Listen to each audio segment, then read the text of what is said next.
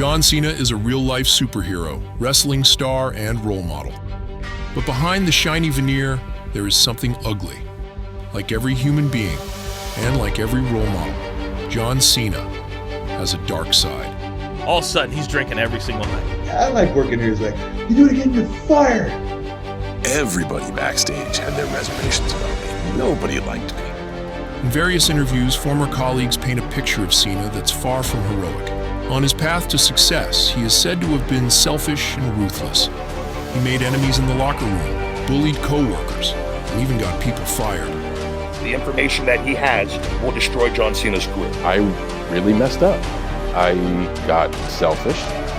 This documentary centers on a man who loves the spotlight, someone who excels in everything he does, an inspiring personality with rough edges, a role model with a darker past.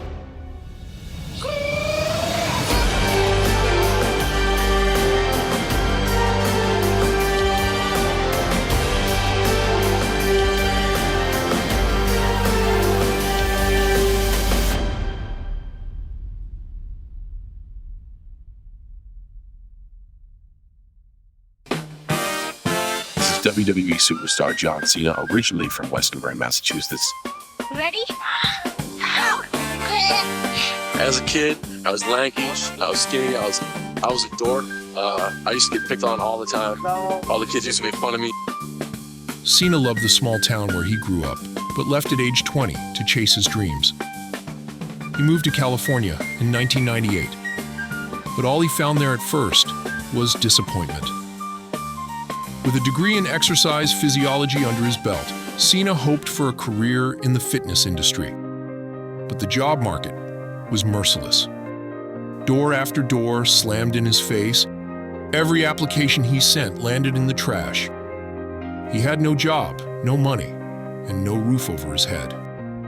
I lived in the back of a 91 Lincoln Continental for a while, but it was 3 or 4 months, and then I moved into a garage. John Cena was homeless. In theory, he could have returned to his parents' place anytime. His father had told him that. But apparently, John and his mother had had a falling out. That's why he would not return. Not your mother? What is that? I think at that point, I got 4 brothers. Okay. I think my mom was just happy we were all in one piece. Sometimes we did get a little out of hand. We were just like a pack of hound dogs. Like, we didn't care. We'd come in with muddy feet and track all over the floor. We'd just get crayons and run on the walls, and we got a bottle of spray paint. The walls were whatever color the paint was. Just before Cena moved out, there had been several incidents that caused friction within the family. In an interview with Kelly Clarkson, Cena said that he and his 4 brothers were very aggressive. We weren't good kids. Aggressive. Very aggressive. Yes, Yeah. we were. There might have been a few police stops.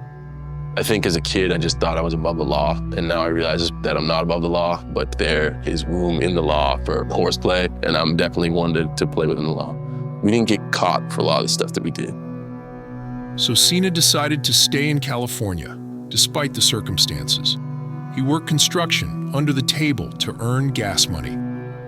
With his stomach growling, he walked the endless streets of Los Angeles, heading to a pizza joint that had a special offer.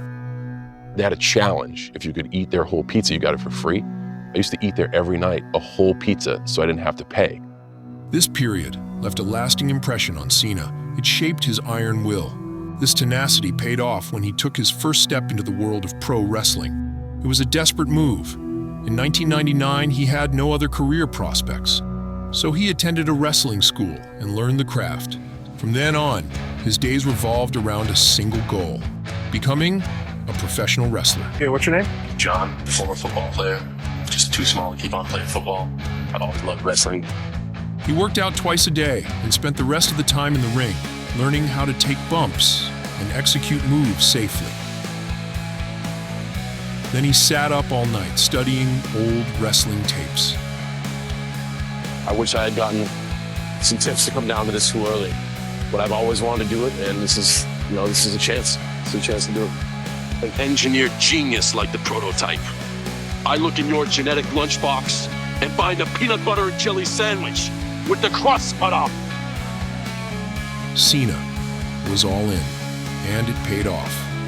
In the UPW promotion, he won the heavyweight title. WWE scouts took notice, especially Bruce Pritchard, and they signed the 24-year-old future wrestling legend.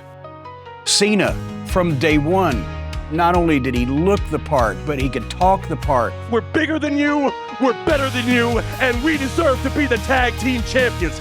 Oh, you didn't get that? Let me rewind it for you. Because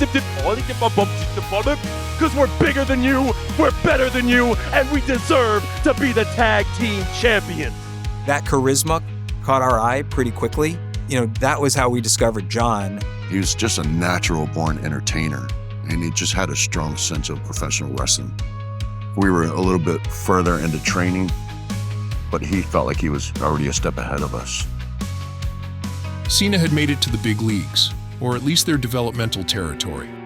He turned heads and made enemies already. He seemed overzealous, overly serious, and overly arrogant. I remember when Cena came, and everybody was kind of like, you know, who does this guy think he is? You know, he was a different kind of cat, but like there was something special about him.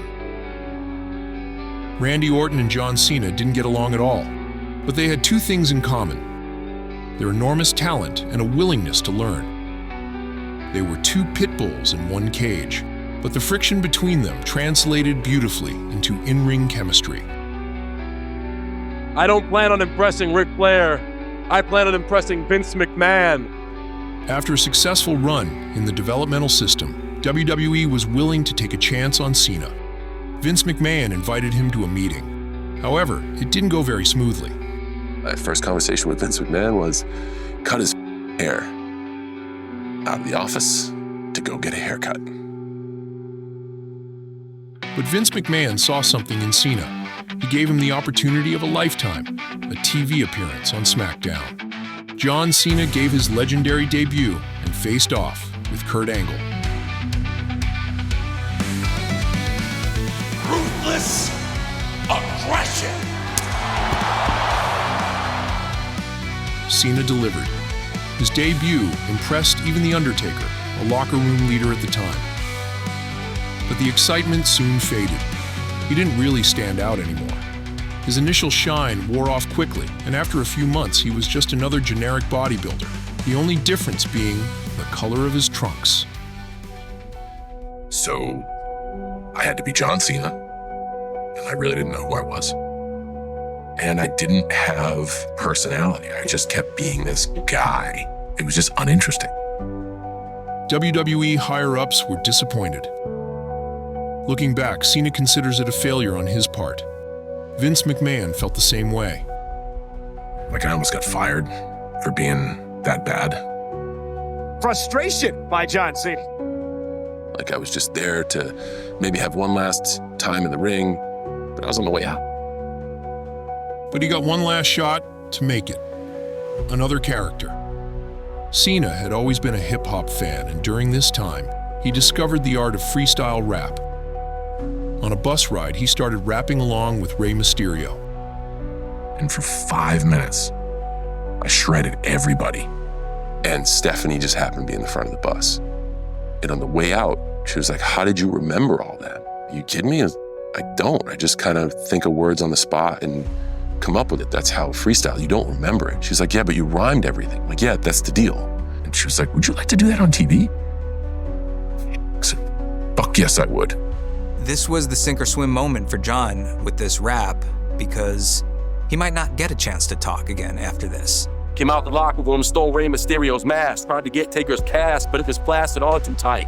Bingo, instead of being someone that you might want to cut, from the roster, like, ooh, hang on, this is different. In front of the cameras, Cena gained popularity, but behind the scenes, quite the opposite. He had already made some enemies during his training period, but with his rise to the main roster, more names were added to the list. The thing is, me and John, we don't necessarily, we don't get along on a personal standpoint whatsoever. The couple times that I have met him, he was a dick. Everybody backstage had their reservations about me. Nobody liked me at all. There's a little bit of air of jealousy as well, right? Because why is he getting an opportunity to go out and do this? There were many reasons for his poor standing. John Cena is a very self-assured person, and he's not afraid to let it show. Many interpreted this as arrogance. Cena also made a lot of jokes, often at the expense of his colleagues. Some of them found his humor inappropriate and embarrassing.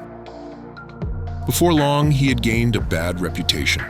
Cena didn't take advice from wrestling veterans. He brushed it off and preferred to do it his way. As a result, colleagues said he had no respect for the wrestling business. Everyone was like, hey, don't work with John. He has no respect for anybody. He has no respect for this business. I don't think he's going to be anything. In the same interview, Cena said he was well aware of how unpopular he was. However, he didn't want to change himself for anyone. I never much cared about the perception of myself behind the curtain. The people that didn't like me aren't going to like me, but it didn't affect me in how I did work. I didn't listen to their comments because I know that they weren't genuine. Cena's success in the shows proved him right. He established himself as a key figure for WWE, and he worked harder than anyone else. He put in the extra hours and practically lived at the gym. The decision makers at WWE, including Vince McMahon, noticed this. Despite his controversial personality and backstage reputation, he got a title match at WrestleMania 20 against a respected and skeptical veteran. But I can't tell you how many times guys pulled me to the side and said, "Show, you can't let this guy win. He's a flash in the pan. Don't do it. It'll hurt your career. You're a giant." Big Show did what was asked of him. He gave Cena his big breakthrough moment. After his win at WrestleMania 20, Cena's career took off. The time is indeed now for John Cena. A year later, he defeated JBL for the WWE Championship and had thus reached the top of the wrestling mountain. At this time, top stars were in short supply. Stone Cold Steve Austin, The Rock, and Brock Lesnar had all left the company. This vacuum at the main event level was a huge opportunity for young talent like Cena. Cena stepped in at a time when there was a need for a major crossover superstar, and John was able to fill and check every box. You can see me. But despite his success, Cena remained unpopular, and he made a critical decision that brought in even more backlash. Cena wanted to make the WWE title his own. Thus, the Spinner Belt was born, a championship with hip-hop vibes. Veterans behind the scenes could only shake their heads at this point. In their eyes, it was just another example of Cena's disrespect for the business. The Spinner Belt, 30-something pounds of garbage. The WWE Championship title is full of prestige, but critics say, in Cena's hands, it became a toy. On the flip side, replica spinner belts generated a lot of merchandise revenue, and younger fans especially loved it. Even this was used against him. Cena epitomizes the PG era. He is popular with children and family-friendly, but a significant part of the audience were adult men who grew up with a very different product. This demographic started booing Cena. You had John getting this electric reaction whenever he came out, both positive and negative. In watching it, when it first happened, you're going, holy, they're booing him out of the building. What the hell? And yeah, there's a little bit of panic there because this was all new territory. You never really saw anything like this. Really devoted hardcore fans wanting to come specifically because it got to be cool to boo John Cena. Cena was also criticized for his work in the ring, for being no more than an average wrestler. However, these claims contradict statements from wrestling legends like Shawn Michaels, Kurt Angle, and Bret Hart. They repeatedly praised Cena in interviews and expressed admiration for his in-ring abilities. Bret Hart complimented Cena's timing and his ability to lead matches, two aspects of the craft in which the Hitman himself was a master. Over the years, John Cena put on some of the most entertaining, most highly acclaimed matches of all time. But as the top guy, it wasn't enough to be a good wrestler. what the company asked of John to do during this period of time in terms of media appearances, in addition to working a full schedule, I can't even put into words how huge that amount of time committed would be. Cena's work ethic is unparalleled. During his time at the top of the division, he sacrificed almost every living moment to his career. It's hard to say how many hours he worked per day, because everything he did for his career. Every single day, he got up in the morning and went straight to the gym.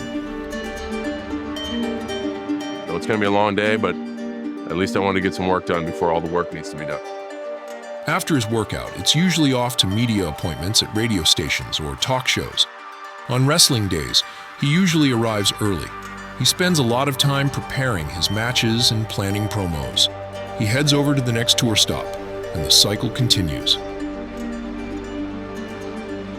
I will average for like a 5-day stretch between 1 and 4 hours of sleep. And then on day 6, I will sleep for 8 hours, sometimes possibly 12 hours, and then repeat the cycle again. My day before that to get here was 46 hours ball. And I will immediately go from here to other business. A wrestler's life is very stressful. This stress took its toll on Cena. On a European tour, Cena started drinking, and he kept drinking every night. Cena, who never drank before, all of a sudden he's drinking every single night. Sometimes he stepped into the ring hungover, but he took care not to let it show. His stress-induced excessive alcohol consumption didn't stop him from delivering great performances in the ring. He comes out, you could smell the alcohol coming out of his pores. But to his credit, him and Shawn Michaels, if people go back and watch it, had an absolute, just a magic match. And he had been drinking nonstop for 9 days. No matter the circumstances, Cena was the hardest worker and the most reliable performer. It's still true today. In John Cena's life, there is no vacation. There is no free time. There are no days off marked in his calendar. He's always busy. TV shows, radio stations, business meetings, where he negotiates which film set he'll be on next. Top guys, they don't get to go home much. I know John Cena's schedule for years was insane. It was crazy. I know he would probably go months without going home, or if he did go home, maybe go home for a day or two.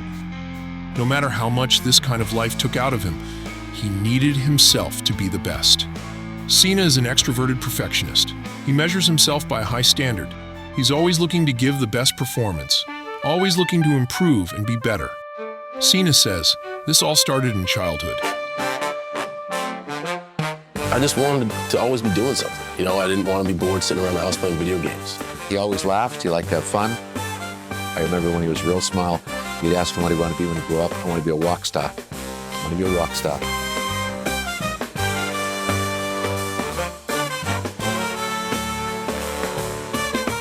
As one of 5 children, he learned that he had to compete for attention. The competitive relationship with his brothers fueled an obsession. He did one more pull-up, one more push-up than the others. He aimed to impress, get a better grade, earn a better degree. Cena knows he can be better. He has to be better. His wrestling colleagues noticed this time and again. For example, in match preparation, Cena builds his matches to suit his style. He gives others little say because to him, it's clear. He knows best. The one thing that I know about John Cena is that he is about John Cena. I've never been that me guy. I've been more like, hey, let's spread the love. You can honestly say, like with John, it's like, I'm doing this. This is what I got to do. I'm sorry. In various interviews with ex-WWE wrestlers, it seems like Cena struggles to consider any opinion that isn't his own. When it comes to John Cena, the professional wrestler, brother, in his mind, he's Superman, and no one's going to change that shit, you know? Former colleagues say Cena likes to do his own thing. This became particularly evident in the summer of 2010, when the up-and-coming group The Nexus turned WWE upside down. The Nexus faction had caused a stir by attacking Cena and other top stars and trashing the ring. The feud reached its climax at SummerSlam. Team Nexus faced Team WWE, led by John Cena. We knew that this being our first test as these rookies who were treated like idiots on NXT, who are now running roughshod over the WWE, we knew we had to win this. Originally, the plan was for Nexus to dominate the match. But according to various interview statements from Chris Jericho, Edge, Wade Barrett, and others, Cena didn't want to lose. He didn't want to give Nexus their big moment and opposed the idea. When Edge and Chris Jericho heard about this, they were furious. You know, we got told that finish, and Chris and I went, oh, what? That makes no sense. I mean, they gotta go over. They were stuck on it, and John was really stuck on it. Contrary to the recommendations of his experienced colleagues Chris Jericho and Edge, Cena insisted on defeating Nexus, as Edge and Jericho later recount on the Talk is Jericho podcast. John wanted to do things a certain way, and we told him, you're wrong. Remember that? And he did it anyways, and it sucked. He was adamant to what he wanted to do, and actually when I thought they should have gone over because they were so high. I remember we were fighting for Barrett to go over, I agree. It was a momentous decision for the careers of the Nexus members. Most of them faded into obscurity afterward. Cena later admitted that he regrets his decision regarding the outcome of the match. Yet it wasn't the only time Cena refused to put over younger wrestlers. There was a period when this was a regular occurrence.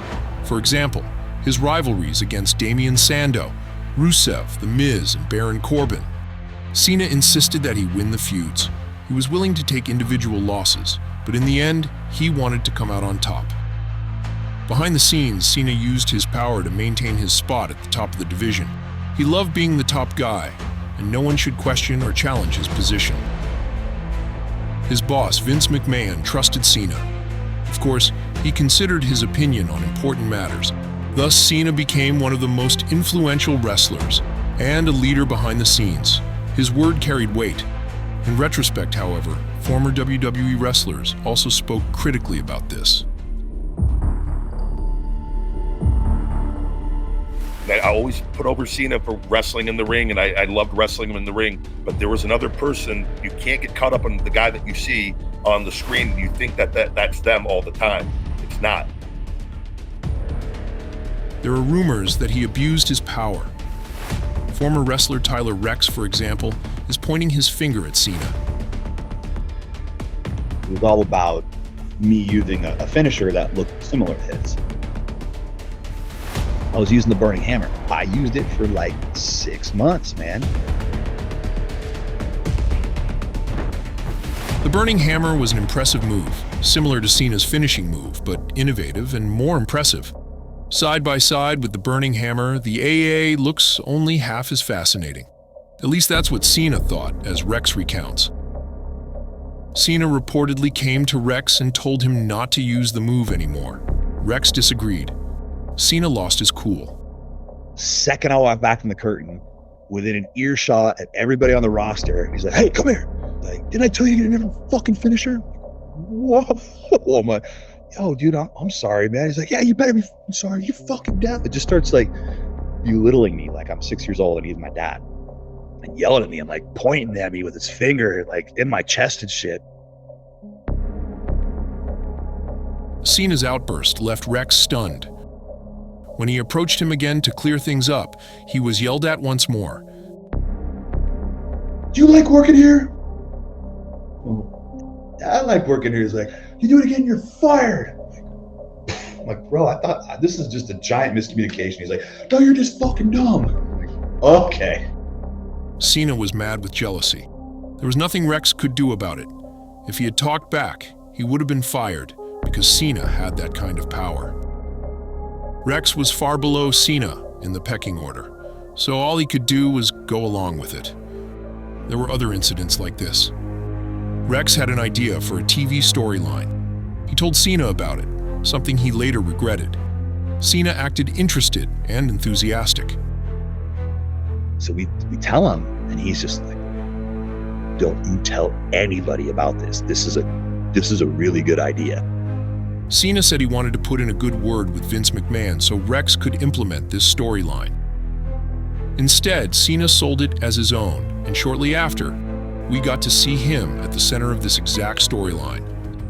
They got fired on TV, and I looked at Hawkins, and he looks at me, and we're like, this looks really familiar.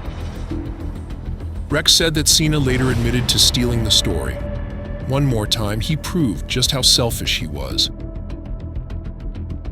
So he just blatantly stole our shit. Like, it's our whole thing that we laid out for John. There are countless stories like this. Former WWE colleagues speak not only about Cena's good sides, but also about his egoism and abuse of power towards young talent.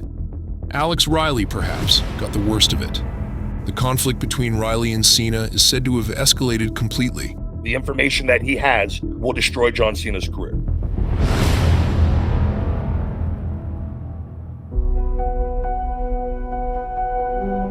There was an incident, and it certainly affected the path of my career. It was a hard situation to deal with. In an interview with Chris Van Vliet, Riley said that there were clear tensions between him and Cena behind the scenes. I think it came down to, really at the end, like two men just not liking each other. He didn't like me. It had an impact on my career because he is who he is. The exact reason why Cena couldn't stand Alex Riley isn't entirely clear. Rumors suggest a woman might have been involved. Cena then allegedly gossiped maliciously behind Riley's back, especially when Riley was out in the ring, wrestling. John would sit back there and bury Riley in front of everybody for no reason. Cena supposedly watched Riley's matches in the backstage area with colleagues and badmouthed Riley. Cena's gossiping is a detail mentioned by many former colleagues. The dispute between Riley and Cena had various triggers. Cena reportedly criticized him, and Riley wasn't very receptive. The tensions grew bigger over weeks and months. Riley tried repeatedly to build bridges, but all Cena did was burn them down again. One night after a show, a scandalous incident took place, allegedly in John Cena's tour bus. I guess Cena wanted Riley to embrace the locker room mentality and come have some drinks. Various wrestlers, including Riley, speak in interviews about this particular incident. They say Cena crossed a line. There was a lot of drinking going on. So Alex didn't want to drink anymore with John. And it said, I can't be doing this, I'm missing workouts. And there was heavy drinking. Cena had invited Riley to come to his bus. It was normal for wrestlers to party here. These parties usually involved a lot of alcohol. So much drinking, like Kevin just couldn't hang, dude. He was like, I can't even perform. Cena's like, Riley, let's go. Kevin's just like, dude, I'm gonna ride with so-and-so. And I was like, no, you're going with me. Get on the bus right now. Cena reportedly didn't accept that Riley wanted to go to sleep. He wanted to keep drinking and offered him another drink. Riley kept saying no. Then something happened. But there was more than drinking that either happened or was asked to happen, and Alex declined. And then and if that story comes out, that alone will fucking destroy John, and it will fucking, because people are gonna see the real John Cena. Ryback's insinuation fueled explosive speculation that Cena might have acted sexually inappropriate that evening. However, we must explicitly point out that these speculations are unconfirmed. Rumors about Cena's sexuality have been circulating for some time. Whether he's bisexual, whether he had a relationship with his longtime personal coach. There are no valid indications for any of these speculations. What exactly happened that night between Riley and Cena? We simply don't know. Riley doesn't want to talk about it in public. I'm not gonna talk about it right now. I'm not in the habit of destroying anybody's career. Wrestling fans have been talking about this for many years. After the incident, Cena was reportedly beside himself with anger because he didn't get his way on an unknown point. The following weeks became hell for Riley. Cena had allegedly set out to end Riley's career. John would sit by the monitors and just destroy Riley and just talk about how much of a piece of shit that he was, how horrible that he was, every single day. All of us, me, Usos, everybody would just look at each other like, what the fuck is wrong with this guy? There's John rifling through Kylie's bag. And he pulls out like a bottle of BCAAs. He's like, you think this shit's legal? Is this legal? Like, he just trying to get Kylie fired. He was just insane, man. Cena had hoped to find drugs in Riley's bag to give Vince McMahon a reason for his dismissal. But Cena didn't find any drugs. Still, he pulled some strings and allegedly got Riley fired. I swear to God, because of John Cena, his career is over in the WWE for no fucking reason outside of because of John and his personal issues. Yep. Unbelievable. In May 2016, Riley was released from WWE. That hit him hard. He struggled with depression and various addictions that brought him to the brink of despair. Riley spoke openly about his mental health issues and the challenges he faced after his release. Today, Riley is considered a failed talent. Fans no longer associate him with his matches and storylines, but primarily with the John Cena scandal. Ryback says Riley signed a non-disclosure agreement around the time of the scandal. NDAs are not at all uncommon in WWE. Like Alex, if he's under an NDA, he never can, but people can look into this because it's an abuse of power. That Riley story, there's way more. But Riley has to be the one, he has to have the courage to speak up. Riley allegedly agreed by signing the contract not to talk about the incident. This way, Cena's image was protected. Riley sticks to these guidelines, but there are other wrestlers who don't pull any punches. In addition to the aforementioned accusations, Ryback spoke about Cena allegedly having outbursts of anger towards him as well. I got to the back, he's fucking, like, he went off on Sheamus, and then he just said to me, I can destroy your fucking career, do you understand me? And I go, what the fuck is wrong with you? Cena was reportedly beside himself with rage at some timing errors or botches in matches, and then took out this anger on his colleagues behind the curtain. This kind of verbal punishment and humiliation was part of Cena's leadership style. Cena didn't just rebuke his colleagues backstage, but also live on television in promo battles. We don't care about you. He repeatedly brought up accusations that weren't in the script. He deviated from the plan and insulted his opponents with some real allegations. In hindsight, Cena says he crossed the line a lot of the time. For example, when he turned the real conflict between Dean Ambrose and Steve Austin into an attack against Ambrose in a promo duel. You know what? Stone Cold was right when he called you out on his podcast. He also showed up Roman Reigns on the mic. When Reigns briefly forgot his promo, John Cena used that fact mercilessly against him. Go ahead, find it. Go ahead. Oh, wait. It's called a promo, Shut kid. your And mouth, if you want to John. be the big dog, you're going to have to learn how to do it. So go ahead. Cena's spontaneity and quick wit from battle rap paid off. He's one of the best mic workers in all of wrestling. Fans love his shoots, unscripted punchlines, and speculate how much of what he said is real. However, these shoots also got Cena into conflicts, especially when he expressed serious criticism of colleagues in front of the cameras. He did this, for example, against The Rock. I don't need my notes for my promo on my wrist. In the past, Rock had repeatedly written notes for his promos on his wrist. However, he didn't expect Cena to expose that fact. There were real tensions between the two, apart from script and storytelling on TV. One reason for this was that Cena repeatedly criticized The Rock. My view was, if you love something, be there every day. Right. What a hypocrite I am, because I still love WWE and I can't go all the time. Cena's criticism was that The Rock didn't really love wrestling. He says he loves the business so much, and then one day he just up and leaves. And that was a very painful accusation for The Rock, because there are few things more important to him than the wrestling business, which is a family business to him. The business in which he experienced his father as a great hero and his mother as a respected promoter. Wrestling is a family matter for The Rock, which made Cena's comments all the more scathing and hurtful. There was a lot of bad vibes between us, and rightfully so. We wouldn't talk to each other. There was a lot of stepping over the line of boundaries of what's permissible and trustworthy in the ring and what's not. I violated his trust again by calling him out on some shit that I didn't necessarily ask for his approval. He did the same to me, so we grew farther and farther apart. The feud between the two ended after their first big match at WrestleMania 28.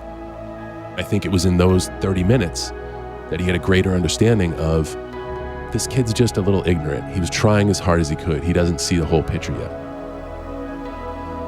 Working together enabled them to resolve their conflict. Cena later regretted his disrespectful treatment of The Rock and apologized to him and his mother. You're supposed to have trust with each other, and I violated his trust. Today, Cena and The Rock have a friendly relationship. They text each other a lot and discuss their current projects. Generally speaking, Cena has many friends in the WWE. Numerous colleagues appreciate him. However, his deepest friendship connects him with an extremely controversial figure.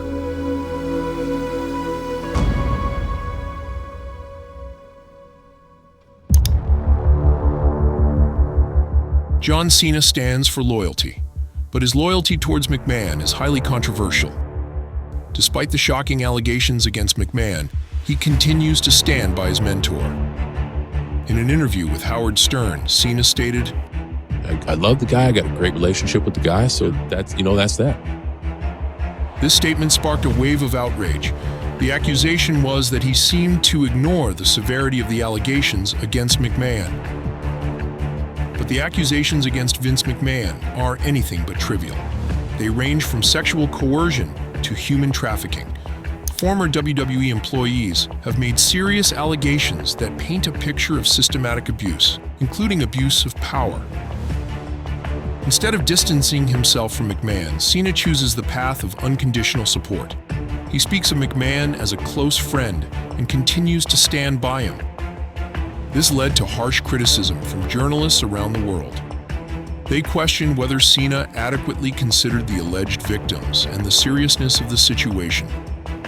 And they uncovered that the close relationship between Cena and McMahon could go deeper than previously assumed.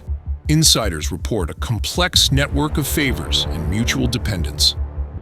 At the time of Vince McMahon's alleged misconduct, Cena was a central star, close friend, and confidant of Vince.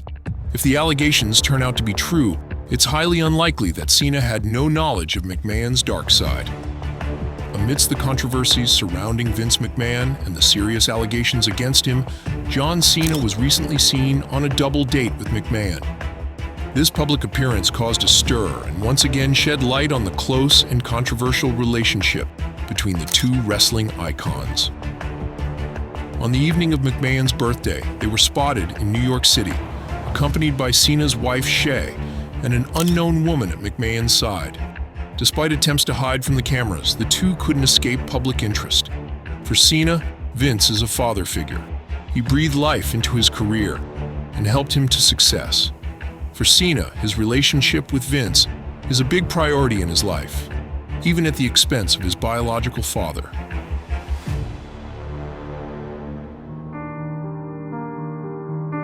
John Cena Sr. has a good relationship with his son, but Cena's success in wrestling affected his entire family.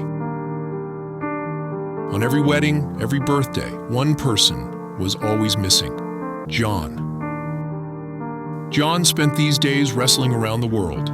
Plagued by a guilty conscience, he tried to make amends with his mother. There's no bad blood between them anymore, and for a while, Cena called her every day. He also surprised his brother on a TV show where he was honored as a police officer. John expressed his appreciation and fought back tears. So did his brother and their host, Kelly Clarkson. He loves his work, and he never once takes it home with him. And he's a wonderful father and a wonderful husband and a wonderful brother. And to be able to manage all that, I can't even manage my own life. And for him to be able to manage all that, that's a difficult space. John Cena loves his family, but he loves the business more. On the altar of success, he even sacrificed his marriage. In 2009, Cena married Elizabeth Huberdeau. It seemed like the perfect fairy tale wedding, the rising superstar coming back to marry his high school sweetheart.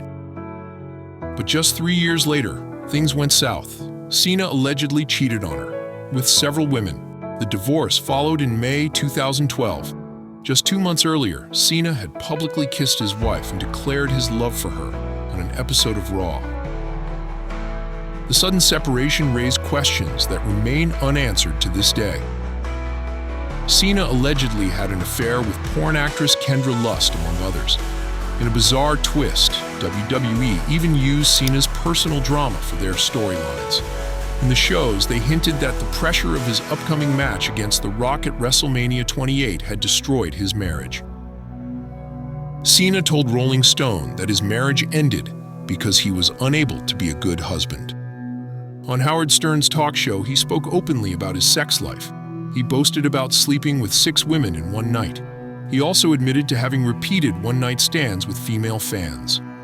When it's there, it's tough to say no. I'm a man. Howard Stern probed further and brought more stories to the surface. Cena slept with an overweight woman under strange circumstances. He reported on it in detail, something he later regretted. Would you ever do a fat chick? Absolutely. I believe it or not, there was an instance not too long ago where I hit the 280 mark. The only reason he slept with her is because his colleagues pressured him into it. It was kind of a challenge set out to me by the entire roster. Even at WWE, Cena had multiple love interests. He is often associated with Mickie James.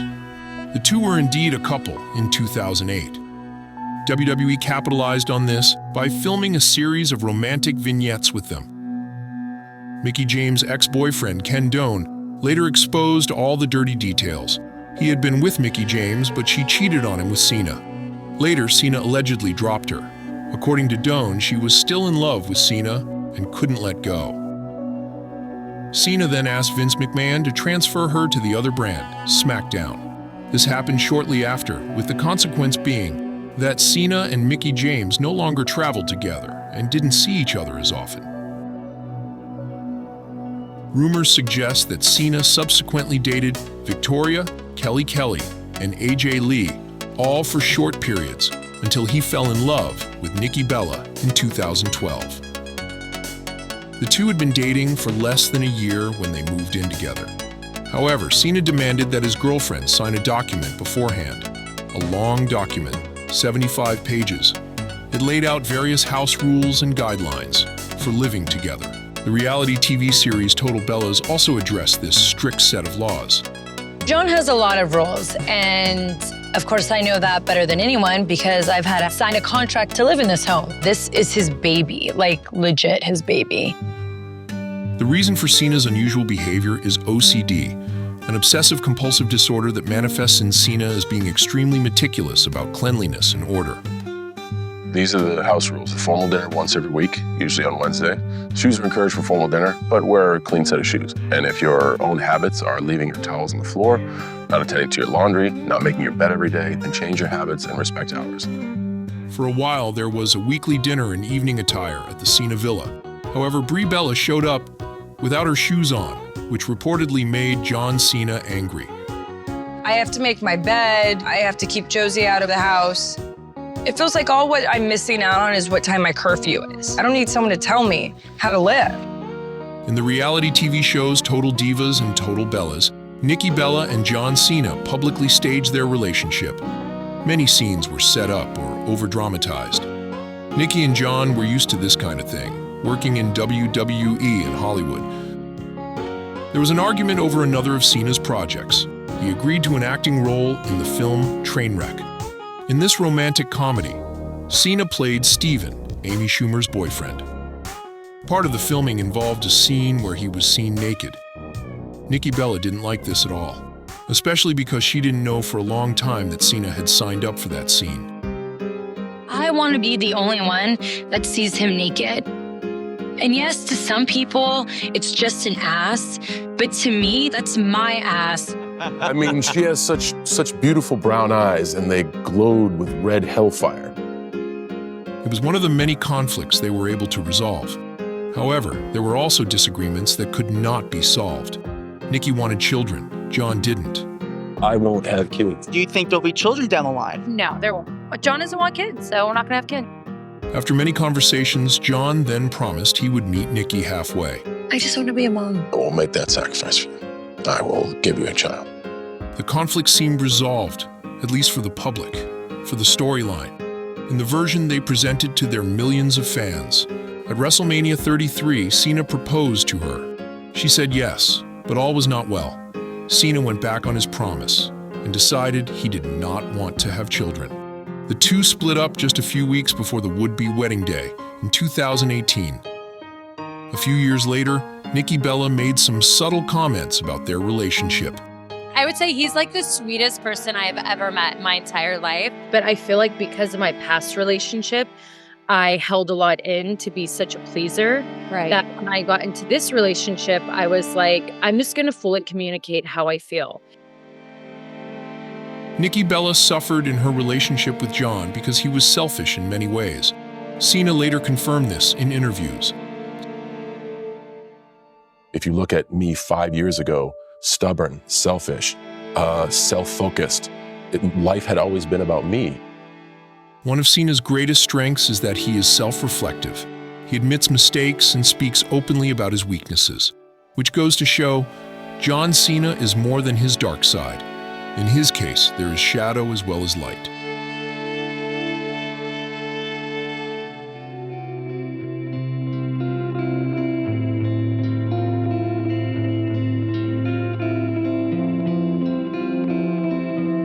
Cena has become more agreeable in recent years.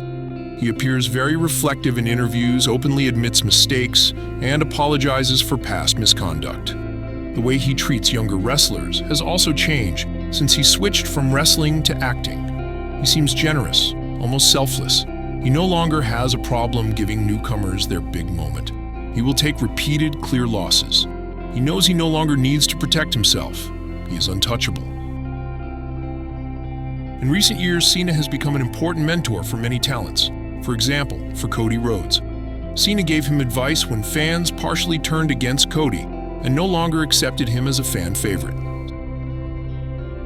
I was going through a polarizing time in my career. We were getting, for the first time ever, a "Let's Go Cody, Cody sucks" type thing. And he very eloquently told me to be honest with myself as to why a crowd would react that way. Look in the mirror, and if you feel you're doing the right thing, keep doing it. Kevin Owens also speaks very positively about Cena. He and I were having matches. I told him how big a fan my son was of him. Why do you want I eventually had the opportunity to bring Owen to meet John. And John had a 2-page handwritten letter for my son. And, you know, my son to this day, it's one of his most cherished possessions. These stories show the many good sides of John Cena. How he stands up for others. How he warmly and empathetically deals with his colleagues. He's much more than just a colleague backstage. He's one of the most respected mentors. John watches every match. And if you go backstage and you ask John Cena, "Hey, did you see my match?" He'll say yes. Do you have any advice? And he'll give you advice. Behind the scenes, John Cena is considered one of the best in-ring wrestlers. AJ Styles, Bret Hart, Daniel Bryan, and other top technicians praised his psychology, the art of telling a convincing, emotional story in a wrestling match. However, his work in the ring was also criticized behind the scenes. One talking point was the way Cena called the next move or sequence. In a match, communication between wrestlers needs to be short and discreet.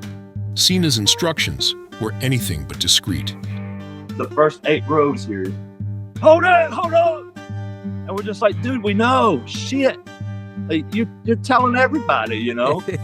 But dude, like literally, he talks loud. Fans also made fun of this defect. There are compilations on YouTube of him audibly announcing the next move. It's one of many points that Cena's critics make fun of online. Cena's relationship with his fans used to be complicated. Many loved him, many hated him, but everyone reacted to him. That's what Cena cared about, which is why he endured the boos. Cena was pretty confident usually, but there were also exceptions. Over the years, there have been a lot of stories about conflicts between Cena and his fans. One such incident happened in 2013 during a live event. Cena left the show after his match with Nikki and Brie Bella and drove to the hotel. Fans were already waiting for him there, even though the house show was still ongoing. When the fans asked for autographs, Cena reacted angrily. He accused them of leaving the show early just to get autographs. The fans left empty-handed. But that's just one half of the truth. Cena also gives his fans around the world hope and strength through appearances like this. My mom was diagnosed with breast cancer, and when she got her results, I asked her, what her results were. And she said they were positive. And I was crying, and I was shocked. John Cena's message helped my family because I got his wristband that he gave to me. And when my mom was having her 6-hour surgery, I gave her the wristband that I told her to never give up. And she's now cancer-free.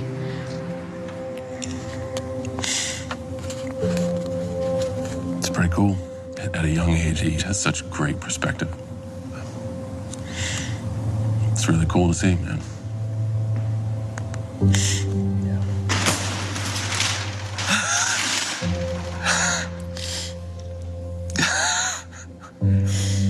Thank you for everything you've done. Stop.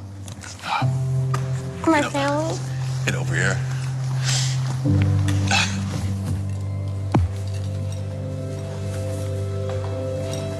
Coolest surprise ever.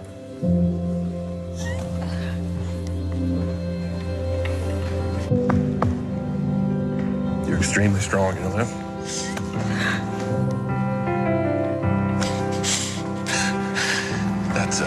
That's pretty cool. This is what you gave him. He made sure that through my cancer journey, I say, Mom, Cena says never give up. And I'm now cancer-free. That's great.